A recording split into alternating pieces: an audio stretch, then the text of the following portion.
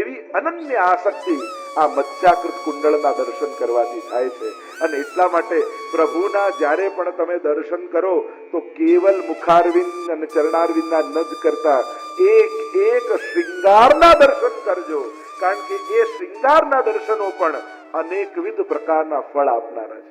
અત્યારે સમય નથી રહેતો એક એક શૃંગારના વર્ણન કરી શકાય. કુંડળો પણ યોગ સાંખ્ય કયા છે, વક્ષસ્થળમાં કૌસ્તુભ મણિ આદિ બિરાજે, અનેક અનેક ફળ કયા છે.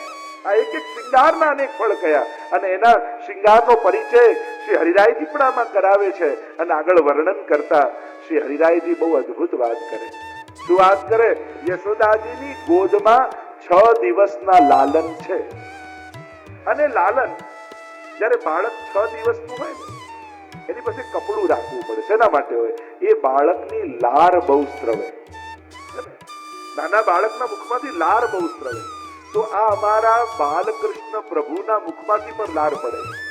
પણ પ્રભુ કેવા છે? આનંદ માત્ર કરપાદ મુખોદરાજી. એ તો સર્વાંગ આનંદમય છે. એમનામાં રસ આનંદ સિવાય બીજું કઈ છે જ. જેમ મિશ્રીના કોઈ ખીલોનો બનાવ, તમે ફૂલ બનાવો તો દાંડીમાંય સાકરનો સ્વાદ આવે ને પત્તીમાંય સાકરનો સ્વાદ આવે. આકાર એ છે, સ્વરૂપ તો મિશ્રીનું જ છે. એમ પ્રભુ મનુષ્ય આકારે લાગે પણ મનુષ્ય નથી. એ તો સર્વાંગ રસો વૈ સહ. રસ સિવાય એમનામાં બીજું કાંઈ નથી, આનંદ સિવાય બીજું કાંઈ નથી. તો એવા પ્રભુ કેવો અનુભવ કરાવે છે એનું વર્ણન કરતા 5મા શ્લોકમાં શ્રી હરિરાયજી આજ્ઞા કરે.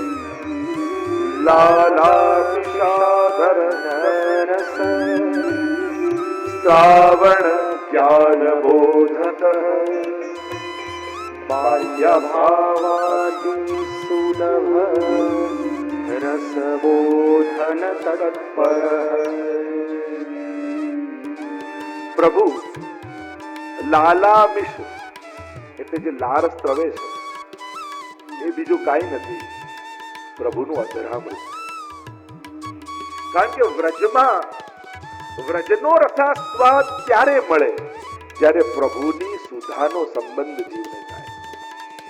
સુધા સંબંધ વગર કૃષ્ણ તત્વનો આસ્વાદ ન થઈ શકે.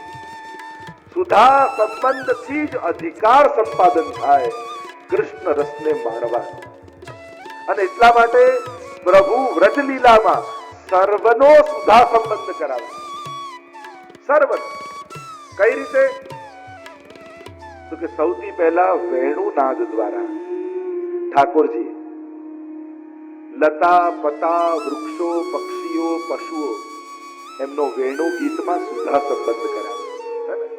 વેણુનાદ, નાદ તો પાત્ર છે, મહાપ્રભુજી સમજાવે, પણ નાદ રૂપી પાત્રમાં પ્રભુ પોતાની સુધા પધરાવી ભક્તોને સુધા સંબંધ કરાવે. અને સુધા સંબંધ થતા એમને કૃષ્ણ રસ આસ્વાદ કરવાનો અધિકાર મળે. એટલે વેણુ નાદને કેવલ વાદ્યનું નાદ નહીં માનવું, નાદના પાત્રમાં પ્રભુએ સુધા પધરાવેલી. ગોપ્ય કિમાચરદયમ કુશલમ સ્વવેણુ દામોદરાધર સુધામપી ગોપિકાનામ ભુંક્તે સ્વયં યદ વસિષ્ઠ રસમ હૃદિન્યો ઋષ્યત્વચોશ્રુ મુમુજુ સર્વો યથાર્યા. એટલે ગોપીજનો કહે કે આ સુધા પર તો અમારો અધિકાર છે, પછી વેણુ કેમ પીએ? મહાપ્રભુજી કહે વેણુ પાન નથી કરતો, એ તો વાટે વહાવે. અને એટલા માટે પ્રભુ વેણુ નાદ કરે એટલે આખું વેણુ ગીત તમે જો વાંચો, અને મહાપ્રભુજી તો કેટલો અદ્ભુત આસ્વાદ કરે. વેણુ ગીત પુન યુગલ ગીત કી રસ બરખા બરખાઈ પ્રગટ ભય મારજ રીત દિખાઈ. અદ્ભુત વર્ણન મહાપ્રભુજીએ કર્યું વેણુ ગીત. કેવલ એ કોઈ ગાયો ચરાવતી વખતે વેણુ વગાડે એટલું જ નથી, એ વેણુના નાદમાં પ્રભુએ પોતાની સુધા પધરાવી બધાને સંબંધ કરાવ્યો અને બધાએ પીધી. ગાવસ્ય કૃષ્ણ મુખ નિર્ગત વેણુ ગીત પિયુષ મુત્ત ભીત કર્ણપુટઈ પિબત્ય. કાન ઊંચા કરી કરીને ગાયો પીએ છે. પ્રાયો બતામ વેગા વનયો વનેસ્મિન કૃષ્ણે ક્ષણાસ્ત્રીતમ કલ વેણુ ગીતમ આરુહ્ય યે ધ્રુમ ભુજાન રુચિર પ્રબાલાન શૃણવંતિ મૃતસો વિગતાન્ય વાચ. પોતાની ચંચલતા છોડી અને આ પક્ષી નથી, પ્રાયો બતામ વેગા મુનયો. મુનિ કેમ? કારણ કે શાખા ઉપર બેઠા છે. શાખાઓ તો બ્રાહ્મણોની હોય ને, મુનિઓ. મધ્યાંદીની શાખા, તૈત્રીય શાખા, શાખા ઉપર બેઠા મુનિઓ છે. અરે તમે જુઓ તો ખરા હરણીઓને પૂજામ દધુ વિરચતામ પ્રણયાવલોકૈ કન્યા સ્ફૂર્ણમતયો વિહરણ્યેતા હરણીઓ પાન કરે. એક એક એક એક તમે જોતા જાઓ. પૂર્ણા પુલિંદ ઉરુગાય પદાબ્જ રાગ શ્રી કુંકુમેન દયિતા સનમંડિતેન. આ પુલિંદજીઓ, આ ગિરિરાજ બાવા હંતાય બદ્રિબલા હરિદાસ વર્યો, આ યમુનાજી નદ્ય સદા સુધારે મુકુંદ ગીતમ આવર્ત લક્ષિત મનોભવ ભગ્ન વેગા આલિંગનમ સ્થગિત મુર્મિ ભુજૈર બરારી ગુરુઢંતિ પાદયુગલમ કમલોપહાર. વેણુ નાદ દ્વારા ભગવાને દરેકનો સુધા સંબંધ કરાવી. હવે બધા વેણુ ગીત પછી ભગવદ રસના અનુભવના અધિકારી. તો ત્યારે સુધા સંબંધ ગોપીઓને ઠાકોરજીએ રાસમાં સુધા સંબંધ કરાવ્યો.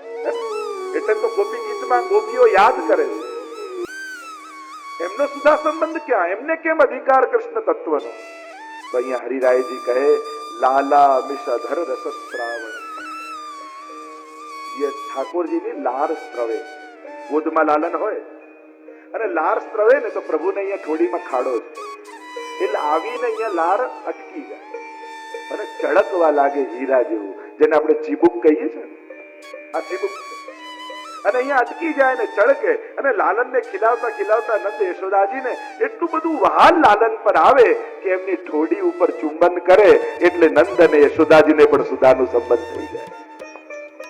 એમ જ્ઞાન બોધક એક લાલામિષ એના શ્રવણથી જ્ઞાનનું બોધન કરનારા ઠાકોરજી, નંદ અને યશોદાજીને ભગવત તત્વનો અનુભવ કરાવનારા ઠાકોરજી.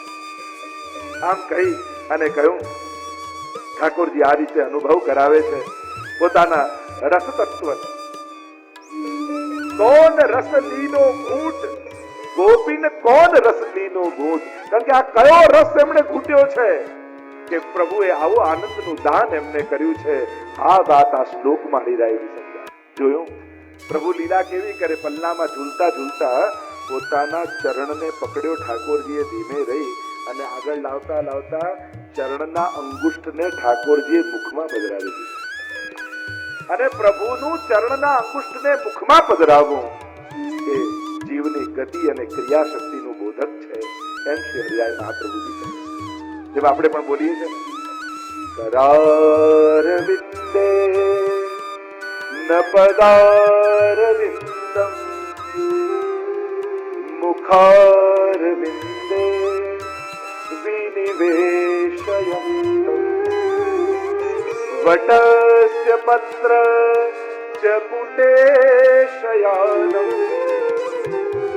બાલમ મુકુંદમ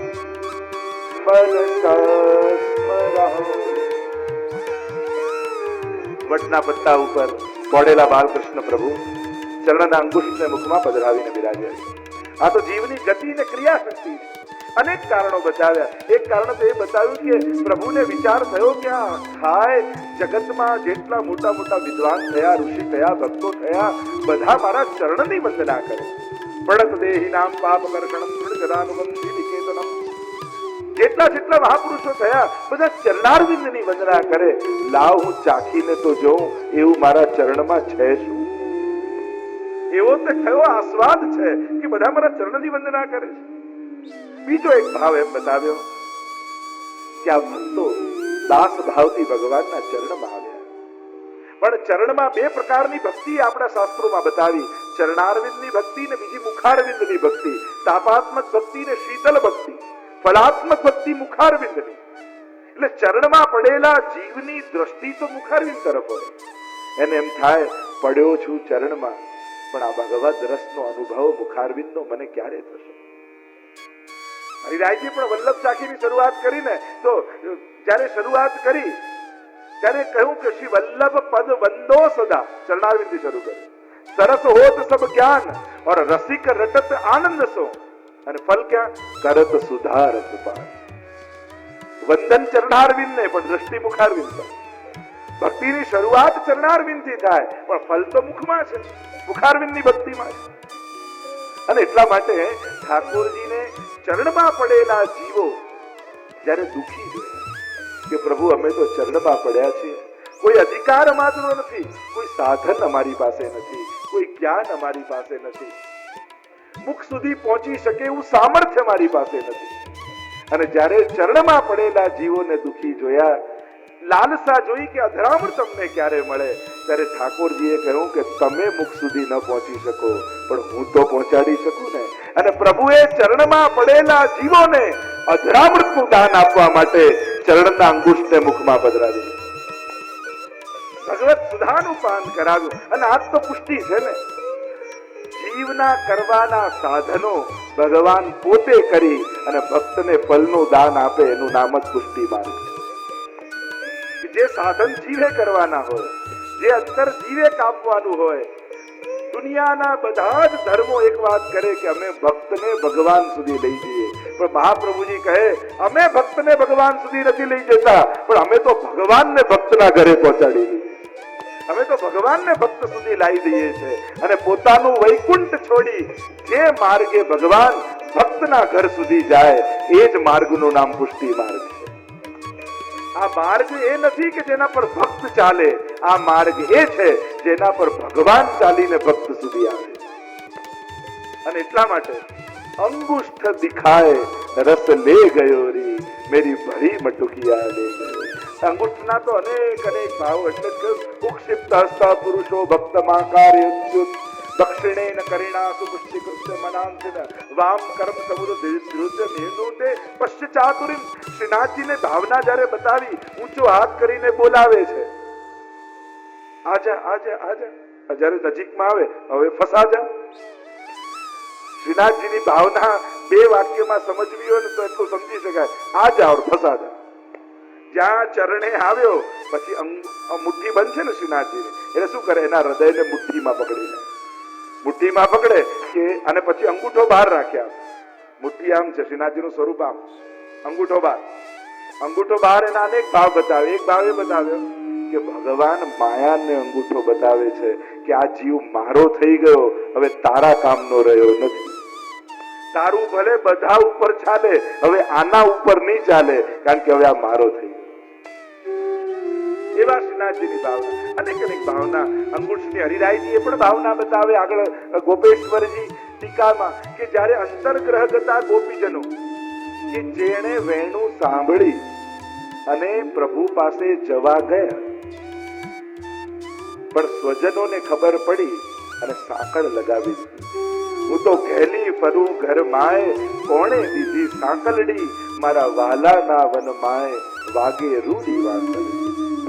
નીકળી ના શક્યા એ ગોપીજનો, મહાપ્રભુજીને અંતર્ગ્રહ હતા. એટલે એમને એવો તાપ થયો, એવો તાપ થયો કે મહાપ્રભુજીએ કહ્યું કે એમના બધા પાપ ત્યાં મળી. અને જ્યારે મન ભગવાનમાં લાગ્યું, ત્યારે એવો આનંદ થયો કે બધા પુણ્યો ત્યાં બળી ગયા અને એમનો દેહ ત્યાં જ પડી ગયો. અને ત્યાં પડી ગયો, પણ ચિત્ત રાસમાં હતું, એટલે જીવાત્મા એમનો ગયો અને ભગવાનના અંગુષ્ઠમાં આવીને બિરાજ્યો, હસ્તના અંગુષ્ઠમાં. અને હસ્તના અંગુષ્ઠના બિરાજ્યો તો ખરા. પ્રભુએ અધરામૃતનું દાન રાસમાં બધાને કર્યું, પણ આ અંતર્ગર્ગતા ગોપીજનો રહી ગયા, એટલે પ્રભુએ આ હસ્તનો અંગુષ્ઠ મુખમાં પધરાવી અને અંતર્ગર્ગતા ગોપીજનોને પણ સુધાનો સંબંધ કરાવી દીધો. એવી અનેકવિધ પ્રકારની ભાવનાઓ. નંદ કો લાલ પાલને ઝૂલે, આપણે કીર્તન સાહિત્યમાં પણ, બધું સાહિત્યમાં પણ કહીએ, અંગુષ્ઠ કિલકુલે, એટલે અંગુષ્ઠ મુખમાં પધરાવી અને ઠાકોરજી કિલકાલી કરી રહ્યા.